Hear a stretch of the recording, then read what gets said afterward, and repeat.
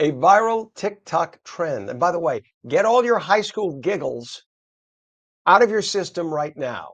I'll do it now myself. Okay, because of what we're going to say on TV. A viral TikTok trend that is dubbed the fart walk is sparking laughs online. But doctors say the health benefits are not a joke. Dr. Rosario Lagresti, who is the chief of gastroenterology at Hackensack University Medical Center, joins us now to break down how a post-meal stroll, something that we used to do when I was in Italy and Mike was in Italy, Mike Favetti used to have passata. You go for a little passata. That is extremely healthy. It can ease digestion, reduce bloating, regulate blood sugar, even boost your mood. Millions embrace the trend in good fun. Dr. Lagresti, I'm getting over COVID. And of course, it's impacting me right now. I'm in a private studio, so nobody will get infected. Dr. Lagresti is here to explain why a simple walk after dinner might be one of the easiest ways to improve your health. Doc, it's almost like what's old is new again. When I was a kid, I didn't want to go out for a walk. We visited relatives in Italy, and they said, no, you got to go for a passata. Let's go for a passata. That was common, and that was what you did for digestion. Finally, we're catching on in this country.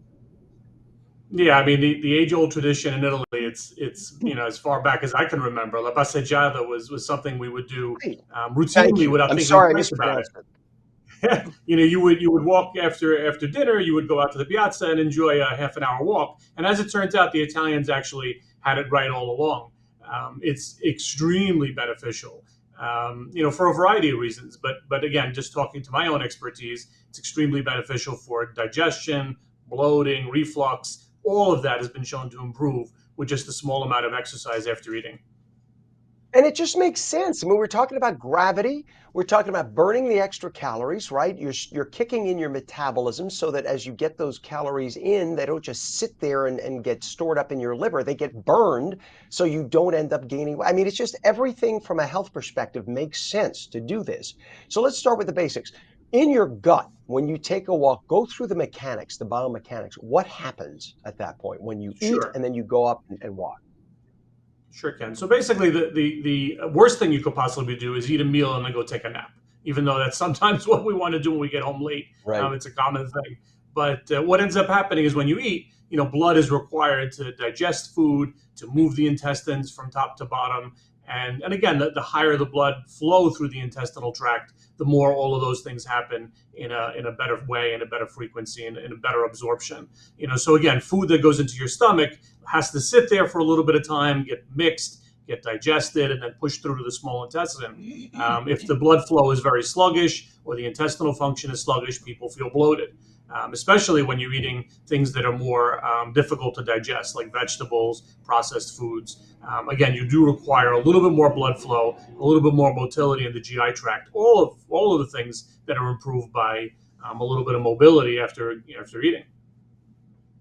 And we talk about, gas, but gas is actually an essential part of digestion, right? I mean, we sometimes we swallow air, sometimes gas is caused by gut bacteria, but that helps move the bowel along the tract. If you had no gas, you probably would have a much more difficult time passing along the waste material in your system, right? And then by walking, that helps move everything along. It's just a gravity thing. So again, we don't think about it, I think, because we think about the process of eating and then the second part as two very different things, but it's all one thing. Yeah, essentially, very, very common to have a lot of air being produced. Air being hydrogen and methane, very, very commonly produced in the intestinal tract as a byproduct of digestion. We always, forget that there's a third party when we actually have consumed food. So there's us, there's the food, and then there's all the millions and billions of bacteria that live in our GI tract and help the Right. digestive process. One of the byproducts of their digestion is hydrogen and methane. So these bubbles form very, very commonly in the intestinal tract. And again, a lot of times the body is able to absorb those commonly, and then you just breathe it out. But if air is produced in air or hydrogen and methane are produced in higher amounts, depending on what you're consuming, that air gets trapped in the intestine and, like you said, has to ultimately get expelled out the other end. So again, this whole trend on Yeah. TikTok that we've seen about the fart walk is a real entity. And how do you get those air bubbles to kind of get broken up and propelled through? a little bit of motion after exercise and Hmm. after eating. And we're not talking about a lot of exercise after eating. Something as little as 2 minutes of exercise, of brisk walking after eating, is all you actually need to get some of these benefits.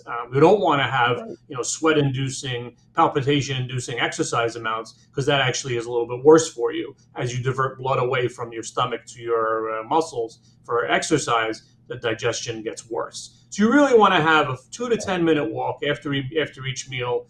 That's plenty. I remember my grandparents, rest their souls, who are from northern Italy, and they used to literally every night, as long as it was above 32 degrees, we would go for a walk around the entire block. And we did, when I was a little kid, we always did this. I guess people looked at us weird, but this is something they were born, my grandmother was born in 1910. My grandfather was born in 1903. This is what they did. My grandfather was like that until the day he died. Never chubby, never complained of digestive issues, died at almost 90. My grandmother lived to be 100. They seem to know something. And they always ate lots of veg. And yeah, that gave them gas. And what would happen is if they had too much veg, and tell me if this is wrong or right, I don't know the science behind it. My grandfather, if he felt a little bloating and couldn't get out and walk, he would lay on his stomach. Is there some science behind that? He would lay flat on the floor on his stomach, and that would help him kind of move things along. Yeah. Yeah, listen, at the end of the day, like you said earlier, gravity plays a big role here. The way the intestine is kind of built, people actually get more bloating if they lay on their left side or on their back. Again, it's just the Oh, way the intestine is kind of outlined and laid out. People on their stomachs put a little bit more pressure on their stomachs. The angles are a little bit more conducive to having the gas pockets kind of move from top to bottom in those orientations. So it makes a lot of sense what your grandfather was saying years ago, as is usually the case. When you think about it, yeah, as you get older, your parents were always right. But in the beginning, your parents are always wrong. So needless right. to say, there Exactly. are benefits for the digestion. There are certainly benefits for mood. There's benefits on pre-diabetes. There's certainly a lot of overall benefits in just doing a little bit of activity after meals. We found it to be that way, and kind of replicating a lot of what people did, 100 years ago. Mm. And I mean, today everybody is on the, Ozempic and Farxiga for sugar control and blah, blah, blah, whether they have diabetes or pre-diabetes or not. A little exercise every day goes just as far as a lot of those prescriptions, right? Because I found that too over there. I used to be double the current weight, and I know I did no exercise then. And it's amazing how even when I was very heavy, just a little exercise. You're a gastroenterologist, so I had a Roux and Y gastric bypass years ago.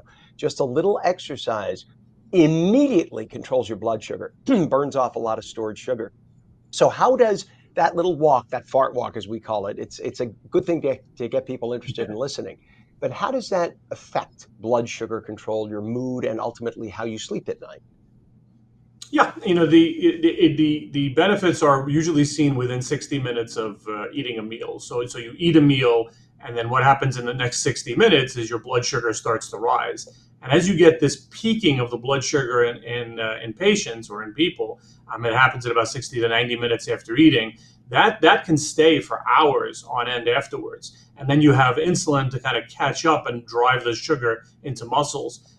So this way you can actually, and into the liver, so you actually can process it. But it's that high amount of sugar that circulates in the blood for hours after meals that's been shown to be the most detrimental in the long term. It's kind of what leads to all of the complications of diabetes and pre-diabetes in patients. So what a little bit of exercise can do is, again, drive the sugar out of the bloodstream fairly rapidly and into where it belongs, which is in the muscles and the liver. You don't want it just circulating as free sugar in the blood for hours on end. That's detrimental. Sugar itself is toxic when it just stays in the bloodstream freely floating. So you really want that sugar to be kind of sunk as it was, or placed where it needs to be. And that's exactly what seems to be the case in insulin resistance, this entity of insulin resistance in pre-diabetics. Insulin resistance is that, in fact, the body can't, for a variety of reasons, send the sugar where it belongs, which is into muscles. But exercise, it does that actually. So you actually get insulin that gets a little bit more effective, and you get the sugar then out of the bloodstream and into muscles and into liver where it's less toxic. So there is a lot of benefit to doing this, and the timing usually has to be just right. You really want to have this happen sometime around 30 to 60 minutes after meals when sugar is peaking. So as you said earlier, again, it's all about blood glucose control, and again, post exercise, post meeting exercise actually has been very beneficial in doing that. That's fantastic. And again, like I said, if it gets people talking by calling it the fart walk, we'll call it the fart walk. Who cares? And thank you for it's funny. I have a master's in Italian and I like to cook. So I know that passata is tomato sauce and passeggiata is a walk. And I feel foolish that I made that mistake because I'm thinking of food right away. That's what's on my mind. But thank you. If we don't want to call it a passeggiata, we'll call it a fart walk. As long as it gets people out there moving after they eat, just a little walk around the block, 5, 10 minutes. That's all it takes. And it can make such a difference in our digestion and good health. Dr. Rosario Ligresti, Chief of Gastroenterology at Hackensack University Medical. Please come back anytime. It was great to have you on this morning. Great advice, great information. Thank you, Ken. Have a great day.